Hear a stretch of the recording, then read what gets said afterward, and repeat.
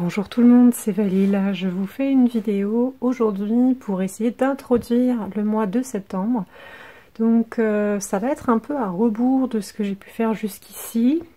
C'est-à-dire qu'il y a un mélange de choses qui vont être des réflexions déjà en cours, mais un mélange de choses qui vont être un peu plus prédictives, c'est-à-dire où je vais anticiper sur des choses que je vais faire au mois de septembre, alors que je préfère les vlogs qui fonctionnent à l'envers et qui sont où on fait le bilan du mois passé. Donc là, vous allez voir, c'est un peu ce qui est déjà un peu passé, ce qui est dans le présent, ce qui va venir. Mais ça, c'est ce qui était plutôt quelque chose qui est une envie, qui n'est pas encore réalisé. Voilà, on va mélanger un petit peu tout ça. Et ça va aussi me servir de vlog d'annonce, en fait, pour le mois qui arrive. Donc je me dis, après tout, pourquoi pas, autant ne pas se fermer la porte à des, à des contenus différents. Après tout, le vlog, c'est un vlog, et puis on bidouille, quoi. Voilà, j'espère que ça vous gênera pas tellement. Je voudrais aussi dire que cette vidéo, elle va comporter au moins 5 choses, enfin 5 micro-thématiques si vous voulez que j'ai envie d'aborder. Je sais pas du tout si je vais avoir beaucoup de choses à dire dedans, mais me connaissant, je risque de m'y perdre un petit peu, donc ça m'étonnerait que la vidéo soit courte. Si la vidéo n'est pas courte, je vais devoir la tourner en plusieurs fois, soit en 5 fois. Ce qui peut faire 5 vidéos en fonction de la longueur, ou alors il y aura un peu d'assemblage à faire. Soit, comme dit, voilà, en plusieurs... Enfin, en 2 bouts ou 3 bouts plutôt que 5. Enfin, on va voir, voilà. Je vais improviser. L'idée, c'est que si jamais je dois couper les vidéos en plusieurs bouts, je pense que ce que je referai, en fait, c'est que je referai... J'utiliserai cette vidéo que vous regardez présentement pour chacune des extraits de ce vlog. Si le vlog de septembre il est en 5 parties ou en 3 parties, vous aurez la même introduction à chaque fois. Mais en fait, comme tout le monde n'a pas forcément le même accès à la chaîne, le même temps disponible, je laisserai l'intro, voilà, sur chacune des parties, ce qui permettra à tout le monde d'avoir l'introduction, puis de savoir un peu de quoi on va parler, même si les fragments sont séparés. Voilà, donc ne vous en inquiétez pas, c'est normal, ce ne sera pas un bug. Par ailleurs, je continue d'essayer des trucs avec mes conditions lumineuses. Donc j'espère que là, il n'y aura pas trop de reflets tels que je l'ai mis et que les couleurs ne seront pas trop modifiées, que ce sera quand même assez net au niveau de la qualité de l'image. Et au niveau du son, je vais essayer de plus en plus là de tourner sans les appareils qui tournent pour que... Ça fait 2 voix tournes, mais c'est pas grave, vous aurez compris. Pour qu'on n'ait pas de pollution sonore. Parce que vraiment, la dernière vidéo, le son switchait tout le temps entre 2 modulations. C'était... Enfin, moi en tout cas, qui ai des problèmes sensoriels, c'était très bizarre. Donc je préférais avoir un son le plus plat possible, le plus régulier possible. Alors après, je ne sais pas encore parler à volume continu. C'est-à-dire en ayant un seul volume qui ne fait pas des sautes. Ça, je sais pas faire malheureusement. Donc ça reste, mais que vous n'ayez pas le son qui devienne granuleux ou qui devienne résonnant d'un coup, puis après on a de nouveau le son normal, saturé. Ça, c'était pas bon. Donc j'essaye d'améliorer ces conditions-là. Pour le reste, je vais passer en fait à la partie 1. Je pense que la partie 1, elle sera de ce côté-ci. Donc je vous dis bonne écoute et à tout à l'heure. Nous revoici. Alors pour la partie 1 de ce vlog de septembre, ce que je peux vous assurer, c'est qu'on aura la suite de cette série de vidéos. Donc actuellement, pour les personnes qui ne sont pas au courant, je réalise une étude intégrale du jeu de Morpheus, Ravenna et Anna Storyteller. Donc c'est carte à carte. Voilà, on a réalisé pour l'instant, si jamais cela vous intéresse, la carte de l'aventure, la carte de la réduction, la carte du voyant ou de la voyante, et pour ce mois-ci, la prochaine qui arrive, ce sera la carte du vol. Elle est tournée, elle est préparée, elle est chargée, j'ai fait la description, donc vous l'aurez absolument ce mois-ci. Ce sera probablement la deuxième vidéo du moment. Je vais couper, ça on va voir comment je les alterne. Donc on a ceci qui est donc dans la boîte, vous l'avez déjà accessible sur YouTube. Ceci arrive au niveau du mois de septembre. Si j'ai la possibilité, j'aimerais bien. J'aimerais aussi vous tourner la carte suivante qui est Stillness. Et j'ai encore 2 autres cartes sous la main qu'on pourrait vous tourner, mais il faut que je vois en fonction de mon énergie et j'essaye de ne pas être trop gourmande. Donc, Ce qui est sûr, c'est que vous aurez au moins une carte pour ce mois-ci, et je vous ai donné laquelle. Ensuite, pourquoi j'ai commencé par l'histoire de la Morrigan? D'une part parce que c'est facile à introduire, mais aussi parce que on est le mois de septembre. Le mois de septembre, dans ma pratique avec la Morrigan, c'est le mois le plus important. C'est le mois où j'ai des jalons, je vais y arriver, personnels dans mes pratiques, dans mon cheminement et dans ma relation. Et c'est aussi le mois d'anniversaire de l'antre, puisque l'antre a été créé en septembre 2010.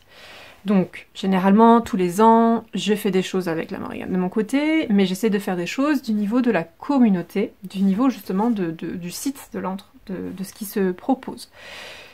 Cette année, ça va être compliqué, vous verrez ça dans la suite de la vidéo, parce que le mois de septembre, il va paraître simple, mais je me suis demandé ce que je pourrais faire, et je me suis dit, est-ce que vous, par hasard, il y a des choses qui vous intéresseraient plus par rapport à la Morrigan? Parce qu'en fait, la notion d'anniversaire, pour vous, j'imagine qu'elle ne vous parle pas forcément beaucoup, mais la Morrigan vous parle. Donc, ce qu'on pourrait faire, c'est que pour l'anniversaire de l'antre, j'essaye de produire quelque chose, écrit ou oral, probablement oral, mais on verra, qui vous parle plus en fait par rapport aux thématiques actuelles. Je peux mettre en pause l'étude de la série, la série de l'étude de l'oracle de la Morrigan, je peux la mettre en pause pour réaliser un contenu qui vous parlera mieux. Sachant que, au départ, j'avais pour projet de vous fournir une traduction inédite cette année, et si possible pour l'anniversaire, mais là, j'ai eu une fin d'été vraiment tellement difficile que je suis pas sûre que réaliser une traduction, je vais y arriver dans les temps, parce que c'est comme pour écrire, c'est ce qu'il y a de plus dur, et il faudrait le couper en tout petits morceaux, etc., et ça prend un temps fou. Donc je suis pas sûre que je puisse y arriver. Donc c'est pour ça, je me suis dit, il y a peut-être autre chose. Ça, vous ne saviez pas de toute façon ce que c'était, donc il y a peut-être autre chose qui vous intéresse. Est-ce que vous avez envie, par exemple, ce qui s'appelle une FAQ, une foire aux questions? Vous me posez des questions sur l'antre, sur la Morrigan, sur mon cheminement, et je vois là où je suis à l'aise de répondre ou pas, là où je suis capable aussi de vous répondre ou pas.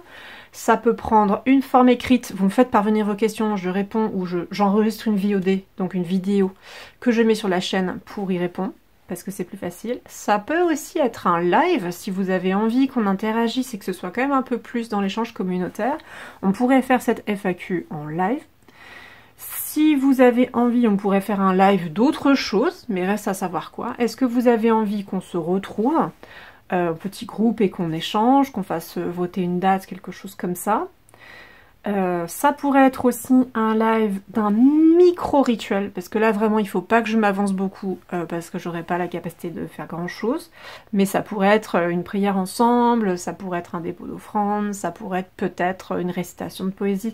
Voilà, il y a des choses qui se font, qui prendraient pas plus de 30 minutes, qui seraient voilà, archi simples. Il y a aussi la possibilité éventuellement de vous offrir un tirage communautaire, soit voilà communautaire, et donc le focus ce sera la communauté et on pose pas de questions, on voit ce qui sort. Soit vous avez des questions et vous me faites parvenir des questions ou des thématiques et on prend la thématique qui ressort le plus. Ça peut être aussi sur sans questions particulières, mais vous m'écrivez en fait, vous inscrivez vos noms, je les mets dans un petit pot et je fais un tirage de cheminement, d'aide au cheminement de communication avec la Morrigan ou quoi, par rapport aux personnes qui on se désire, sachant que pour l'ensemble des propositions que je viens de faire, il est possible aussi qu'on se retrouve en live plutôt privé.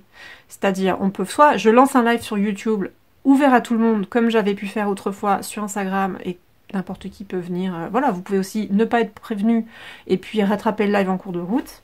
Ou on peut aussi faire le live en non répertorié, et donc j'envoie... Enfin, plutôt, je vous indique où m'écrire, vous m'écrivez pour vous inscrire, et on fait en sorte de voter le bon moment. Et le moment donné, vous recevez le lien privé YouTube de live par email ou autre chose, on verra à ce moment-là, pour pouvoir y participer. Et à ce moment-là, on se retrouverait entre nous. Pour les personnes qui veulent plus de vie privée, plus d'anonymat, ou j'en sais rien, ou qui ne se sentent pas à l'aise dans les groupes et qui veulent du plus petit comité, c'est possible aussi. Et voilà, moi j'ai donné juste quelques idées comme ça, mais ça n'a rien de déterminant, obligatoire, hiérarchique, au sens que c'est mieux ça qu'autre chose. Si vous avez d'autres idées, d'autres envies, bah voilà, faites-les parvenir, c'est le moment. Est-ce qu'il y a quelque chose pour ce mois-ci ou le mois prochain, parce qu'il faut aussi que je puisse le réaliser, donc ça peut-être que ce sera seulement le mois prochain, qui vous intéresse particulièrement? L'idée c'est que moi je voudrais vous rendre un service plus pointu, plus ciblé sur vos envies, pour l'anniversaire de l'antre cette année. Voilà, et donc comme dit, pour la série sur la Morrigan, je n'ai pas l'intention d'arrêter, c'est lent mais ça continue, il y a la prochaine carte dans la boîte, et puis j'enchaînerai le reste en fonction du rythme que je peux suivre et de mes possibilités, voilà. Pour le contenu, ici c'est une surprise, j'ai mis la boîte comme ça pour que tout le monde puisse voir, mais alors là, on est sur quelque chose qui remonte un petit peu, et je suis pas du tout sûre de qui va reconnaître cet objet dans les viewers en fait qui sont ici. C'est la surprise. J'ai hésité à faire une vidéo rien que sur ça. J'ai hésité d'ailleurs à commencer même une série sur ma chaîne pour montrer, alors mais je savais pas comment appeler ça et j'aime pas du tout les titres qui s'appellent clickbait. Où on appâte le chaland avec des titres un peu outranciers, un peu vulgaires, mais les trésors perdus dans ma collection, les perles rares dans ma collection, les jeux oubliés. Alors les jeux oubliés c'est plus neutre, donc j'hésite à appeler la série comme ça, mais petit 1, je n'ai pas envie d'appeler à la consommation, évidemment, vous le savez. Et si vous êtes nouveau ou nouvelle sur la chaîne, sachez que j'essaye de faire en sorte de sortir des formats review pour éviter les tentations et la surconsommation. Donc forcément, un truc qui va s'appeler les perles rares ou je sais pas quoi, sur des jeux super vieux à exemplaires super limités, je suis pas fan. Donc voilà, j'ai un malade avec ça, je me demandais comment faire. Mais l'idée c'est que là, j'ai ressorti quand même un jeu avec lequel je ne tire quasiment jamais, un truc que j'ai quasiment jamais utilisé dans ma pratique en fait. Donc, j'ai pas beaucoup de choses à en dire, mais je voulais en parler parce que j'essaye de lister un peu maintenant, tous les mois, les decks avec lesquels je travaille, voir ceux qui reviennent, voir combien de temps j'arrive à travailler sur le long terme avec un deck, c'est-à-dire, est-ce que j'arrive à faire un suivi sur plusieurs mois, est-ce qu'il faut beaucoup de changements, voilà. Je suis en train d'étudier en fait comment je fonctionne à l'heure actuelle, parce que ça a pu beaucoup changer aussi par rapport au passé, notamment d'avant la maladie. Et j'avais envie aussi de voir quels sont les jeux que je peux remettre au goût du jour, faire une exploration dans ma collection qui vienne un petit peu contraster ce que je suis en train de faire en ce moment, voir aussi avec la collection que j'ai comment me mettre à l'aise, c'est-à-dire est-ce que parfois quand on a envie de nouveauté, sortir quelque chose qu'on n'a pas sorti depuis longtemps peut produire le même effet de variété, de changement, de nouveauté, ce genre de choses. Donc il y a des réflexions qui sont même anticapitalistes par rapport à moi-même et ma collection. Et outre le fait de me dire bon bah là moi j'ai envie de pratiquer avec ce que j'ai pas envie que ça prenne la poussière forcément dans des trucs, il y a beaucoup de jeux qui reviennent très régulièrement, qu'est-ce qui est pas revenu, voilà, qu'est-ce qui est pas revenu depuis combien de temps, et ce jeu là est sorti, donc aujourd'hui je vais parler rapidement de ce jeu là, mais c'est plus un fil rouge pour vous dire un deck de cet été dont j'ai pas du tout parlé dans les vidéos, mais du coup qui était bien là cet été, techniquement c'est un oubli du vlog d'août. Techniquement, ça, j'aurais dû en parler dans le dernier vlog. Bah, je le mets là, voilà. Vlog de septembre, je parle d'un truc qui s'est écoulé les 2 mois précédents, c'est pas grave. Et comme dit, j'hésite à faire une série, donc, d'exploration de ma collection, de réflexion comme ça, les jeux que je laisse de côté, pourquoi je laisse de côté, mais j'ai pas encore trouvé la bonne forme, vous voyez, j'ai pas encore trouvé cette espèce d'angle. Moi je pense que ce qui est important c'est d'avoir un angle, et là je l'ai pas trouvé pour présenter des trucs dans mes placards. Voilà, donc de quoi s'agit-il? Ça fait déjà 3 minutes, on est parti. C'est un tarot, déjà, c'est un tarot pas mass market justement, indé, et comme vous voyez il est dans une espèce de boîte souple, enfin un peu semi-rigide mais qui peut facilement s'écraser et s'abîmer, et ça c'est vraiment la marque des vieux jeux à l'ancienne, c'est-à-dire les premiers indés en fait, les premiers indés des années 2012 en gros. Il y avait des trucs qui ressemblaient vraiment à du mass market, mais il y avait des trucs qui étaient très fait maison, et donc on voit qu'il a quand même un peu vieilli parce que c'est pas une super boîte, et donc ça se décolle, et là j'ai un angle qui s'est abîmé. De quoi s'agit-il? Il s'agit du Efflorescent Tarot, Et donc, j'en parle quasiment jamais parce que c'est un indé qui a été tiré à très peu d'exemplaires. On n'en entend jamais parler et j'ai pas trop envie de donner de produire une sensation de frustration chez les gens que les gens ne sauront pas gérer. Et voilà, donc c'est pour ça, je me méfie aussi des vieux trucs qui sont dans les exemplaires tout petits. Donc voici, pour les personnes qui auront envie de voir, je pensais qu'il y avait le chiffre, mais en fait il n'y a pas de chiffre, donc je sais même pas à combien d'exemplaires il a été tiré. Mais c'était entre 2009 et 2011, donc vous voyez, c'est même encore avant. Je pense que c'est avant le Light Grey Lab Tarot, quelque chose comme ça, qui était un tarot collectif du lab en question, qui était une résidence d'artistes. Et je pense que le Wild Unknown, il a quand même dû être dans ces eaux-là. Mais ça, c'était un autre, donc c'était avant aussi le Wooden Tarot de la personne qui a changé de nom, donc je vais pas dire, parce que là j'ai l'ancien nom qui me revient, qui n'est plus son nom actuel.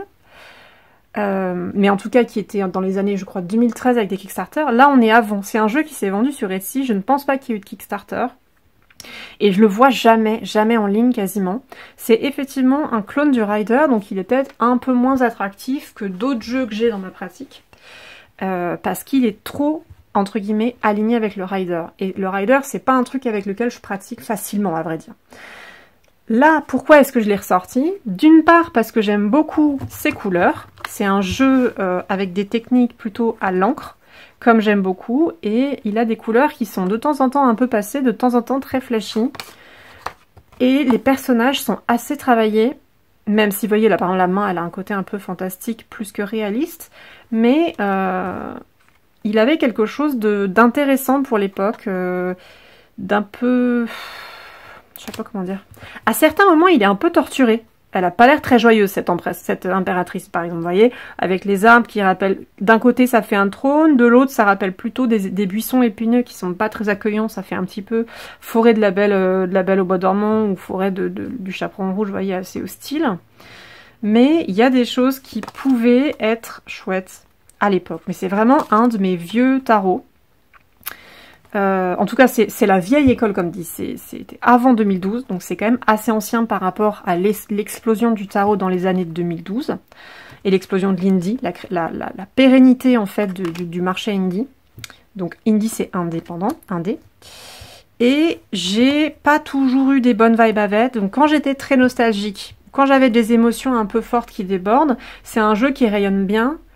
Un peu romantique si vous voulez, avec des émotions, voilà, des espèces d'états d'âme, etc. Et du coup on se retrouve dans les cartes plus que dans le côté très polissé du Rider-Waite. Et je vous dis, il y a des couleurs, des espèces de contrastes comme ça qui me parlent beaucoup. J'adore le côté, tantôt c'est du crayon, tantôt c'est de l'aquarelle, tantôt c'est de l'encre. Et c'est un style aussi, donc vous voyez par exemple les couleurs elles sont pas toujours super estampées, on voit les traits du feutre ou quoi. Ça me rappelle quand j'ai appris à dessiner ou quand je dessinais encore, ça a un côté un peu plus brut, moins parfait ou plus stylisé du coup que des choses qui se veulent très lissées, très finies, très achevées, je sais pas comment dire. Donc voilà, ça vous donne une petite idée de ce à quoi il ressemble. C'est vraiment un clone du Rider. Il y en a qui sont très proches, il y en a qui changent un petit peu. Et du coup, pourquoi est-ce que je l'ai sorti là? Je l'ai sorti là parce que j'avais besoin d'un jeu qui complète ce que je faisais cet été. C'était en juillet-août. J'ai fait quelques tirages qui avaient des vocations assez précises, qui demandaient vraiment de pas me tromper. Donc plutôt de la vérification ou plutôt du prédictif et pas de l'introspectif si vous voulez. Pas du développement perso, pas des trucs comme ça. Et du coup... J'utilise souvent plusieurs jeux quand je fais ça et je vérifie que les 2 jeux, les 3 jeux, etc. répondent à la même chose. Parfois c'est le même jour, c'est la même séance de tirage. Le plus souvent c'est sur plusieurs jours, voire sur plusieurs semaines pour vérifier si dans le temps la réponse reste figée, si c'est la même qui ressort. Et je voulais un jeu qui soit très neutre, sur lequel j'ai pas des affects supplémentaires, ni parce que ça m'évoque des alliés, des mythologies, des cultures, ni parce que, je sais pas moi, ça m'évoque des souvenirs d'une période donnée de ma vie, des choses comme ça, parce que parfois quand je tire un tirage, particulièrement pour un usage en particulier dans une période donnée, le jeu ensuite, j'ai tendance à l'amalgamer avec cette période de ma vie. Et pour faire des vérifs, j'avais besoin d'être très rationnel. Alors, je sais que ça fera rire beaucoup de monde parce qu'on est dans le tarot, donc ça ne peut pas être rationnel entre guillemets, puisqu'on est dans le divinatoire et qu'on est dans le non scientifique, qui ne se vérifie pas, mais on peut rationaliser sa pratique du tarot, on peut faire des pratiques avec un peu des témoins, on peut faire de la vérification, etc. Et l'idée, c'était aussi par rapport à moi-même, dans mon rapport avec les cartes, de trouver un ancrage qui me permette de ne pas aller trop dans l'émotionnel. Et ce jeu-là, vu qu'il m'avait pas servi depuis plus de 5 ans, on va pas se mentir, je pense qu'on est même plutôt là, on est plutôt dans les 7. Vraiment, je l'avais pas ressorti depuis très longtemps. Alors après, j'ai peut-être fait un tirage de temps en temps, mais pas une pratique soutenue, quelque chose qui m'a marqué. Je pense que je m'en suis servi peut-être pour avoir des cartes dans mon environnement et pour les avoir près de moi à cause des couleurs ou des représentations, mais pas en tirage, c'est sûr. Il a jamais été dans une pratique répétitive ou répétée de ma vie, c'est sûr. Et donc là, tirer ce truc qui avait pas d'affect, pas de souvenir direct, pas de... J'ai perdu le mot, je viens de le dire juste avant. Je ne sais plus. Bref, ça m'a permis d'avoir un jeu neutre, un jeu que je pouvais beaucoup plus rationaliser, moins investir et plus aller vers le dessin, soit le dessin tel qu'il est mis dans la carte, soit donc lecture d'image et éventuellement lecture intuitive, soit dans la tradition du rider, vu que c'est un pur clone du rider, mais que le rider ne me parle pas. J'arrive pas à avoir des lectures très... à faire vivre les symboles dans la carte en fait à partir du rider. Vraiment, je pense qu'à certains moments ça passe pas. C'est un jeu d'apprentissage. Pour moi, le rider c'est un jeu d'apprentissage. Et là, du coup, ça m'a permis de me débloquer comme ça. Et justement, à côté de jeux très abstraits, je sais pas, très ancrés dans une tradition ou avec beaucoup, j'en sais rien, des plans, des trucs. Beaucoup plus de flux énergétique aussi, beaucoup plus de choses qui brassent, parce que j'ai quand même certains de mes jeux qui sont très denses, et celui-ci, il est assez résumé. Vous voyez, il y a plein de cartes qui n'ont pas de fond, c'est pas du tout trop chargé sur la carte, donc visuellement, ça ne me sature pas, ça me sature ni cognitivement, et comme je suis énergéticienne, ça ne me sature pas non plus énergétiquement. Et au niveau des symboles, forcément, au niveau intellectuel. Donc ça, c'était pratique. Ça, je vais l'enlever. Je vais laisser, je sais pas moi, une autre. Voilà, tiens, on va voir l'étoile.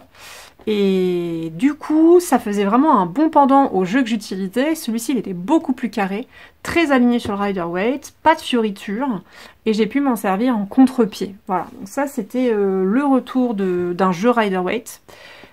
Au milieu de ce mois juillet-août, je sais plus c'était quand, et en fait quand j'ai tourné le vlog la dernière fois, j'étais plus ancrée dans mon regret, ce qui doit s'entendre dans la vidéo, c'est-à-dire j'étais trop fatiguée, j'ai été malade, j'ai dû laisser tomber l'idée de faire des nouveaux apprentissages, des nouvelles lectures, etc. C'était pas possible.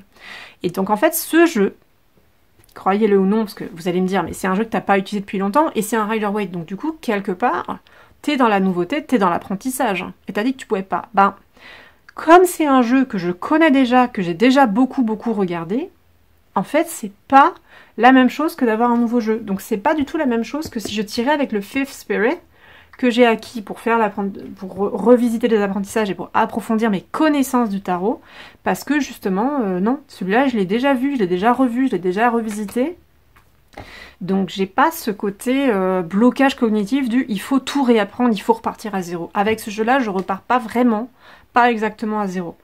Donc voilà ce qui m'a permis de, quelque part, faire un tout petit peu de travail Rider-Waite-Smith cet été. J'en ai fait un chouïa, sur peut-être 2 tirages, effectivement 2 ou 3 tirages. Parce qu'il y a certains tirages en fait où je prends quand même une application sur mon téléphone et je vérifie 2-3 trucs avec un tirage automatique, mais du Rider classique, ou je garde le jeu que j'ai à la base qui va être basé sur Rider en tradition mais pas clone 2.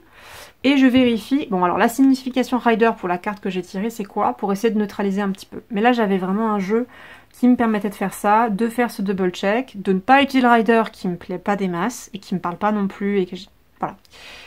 Autre qu'en espèce d'image fixe, là, d'archétype collectif que je dois venir chercher pour apprendre des trucs. Là ça se passait mieux en répondant à une question personnelle, en répondant à un tirage en fait. Voilà, je crois que c'est tout. Mais du coup, ouais, c'était mon oubli du mois de juillet-août, là, sur le dernier vlog. J'ai quand même mis un petit doigt de pied, mais vraiment juste un doigt de pied, dans le Rider-Waite, du coup, cet été. Et ça m'a fait ressortir ce jeu qui me permettra peut-être, dans l'avenir aussi, d'être peut-être sur le côté, d'être un peu mon Rider à la place du Rider. Et j'espère que je pourrai, donc comme dit, revisiter aussi des choses par la suite dans des nouveaux jeux, quoi. Parce que j'avais celui-ci et j'avais le... que j'oublie pas son nom, celui avec les animaux, les chiens, le White Numen. J'ai aussi le White Numen que je voulais reprendre, White Numen que je voulais coller avec mon apprentissage de la vision de Lindsay Mack du tarot et ses interprétations du tarot. Et le Fifth avec plutôt le Rider-Waite, mais un Rider-Waite qui sera ensuite revisité, hein, qui sera modernisé et qui sera, si possible, plus inclusif, plus décolonial, etc. Voilà. Bah écoutez, je crois que c'était tout. Donc comme j'avais dit que je ne prendrais pas trop de temps, eh bien je vais m'arrêter sur les Fluorescent Tarot ici.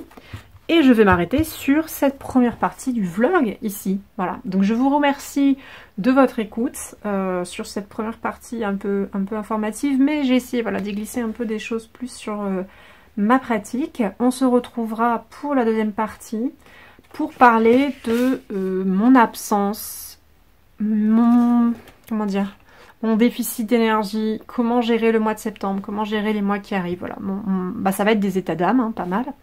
Avec aussi la question des lectures, de ce que j'aurais envie de faire, de ce que j'aurais aimé faire, que je peux peut-être pas, et en dérivant sur des problématiques aussi animistes, etc. Je rappelle, pour les personnes qui aiment bien avoir du teasing, sur la couverture, je vous avais mis notamment ceci. Donc un livre et un tarot, et on parlera de ça dans la suite du vlog. Je vous remercierai si vous avez apprécié d'écouter cette vidéo, même un petit bout, même si pas tout. N'hésitez pas à mettre un pouce sous la vidéo, cela booste les interactions avec l'algorithme et ça permet à plus de gens d'avoir la possibilité d'échanger entre vous / nous dans les commentaires et même avec moi, d'avoir accès à cette vidéo, de la rendre visible. Les commentaires sont encore plus efficaces que les vidéos, même s'il ne s'agit que d'un emote. Donc merci aussi infiniment à toutes les personnes qui écoutent et qui réagissent aux vidéos. Je suis toujours ravie de pouvoir échanger avec vous. Quand vous me posez des questions aussi, voilà, j'adore ça. N'hésitez pas, ne vous sentez pas bête. Il y a quelqu'un qui s'est senti un peu bête la dernière fois, il n'y avait vraiment pas de raison, c'était une question super utile. Donc vraiment, vous rendez service non seulement à vous-même, mais vous me rendez service et vous rendez service à toute la communauté qui pourrait éventuellement m'écouter quand vous posez des questions. Voilà, je vous souhaite d'aller du mieux que c'est possible et je vous dis à la prochaine.